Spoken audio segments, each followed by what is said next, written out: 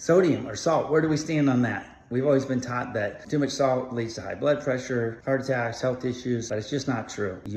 It's vital for life, and you can't survive without sodium in your life. Sugar, on the other hand, which is the culprit that usually leads to your high blood pressure and causes the problems in your body, you can live without that. In fact, you can thrive without it, but not sodium. You need 4 grams of sodium a day. We have about 16 grams floating in our body, but how do we get that? You want about a teaspoon and a half or teaspoon and 3/4 of salt in order to get 4 grams of sodium, because salt is not the same as sodium. Salt is made of about 60% sodium, and then chloride and potassium.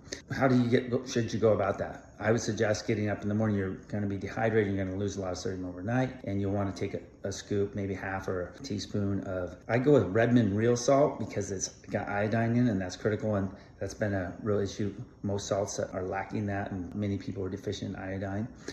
But if you're doing like sea salts or something like that, then you might want to put a drop of iodine into some water as well. But I drink that in the morning. And also, when you're drinking coffee, that dehydrates you. Unfortunately, it's a diuretic. So if you drink 4 cups of coffee a day, you need another half a scoop of salt. So you can add a little sprinkle of salt into your coffee. Some people do that just to break even, a little pinch. Or if you're working out or going in a steam or sauna, all those things you got to take into account. You're going to be sweating and losing a lot more of your sodium and electrolytes, and getting those back in isn't just drinking water. You actually have to add in salt and other electrolytes. So keep that in mind. So salt to taste. Enjoy your salt. Don't feel guilty about it. You need it. You'll function better with more of it. If you don't have enough of it, then you're going to have the health issues, and your body will talk to you. You basically have these reward centers, and the dopamine rush that you get from salt. It's one of those things your body has to have to survive. So it's got built-in mechanisms, and you'll start to feel thirsty and want it and need it. So throw salt in, drink lots of water, stay hydrated,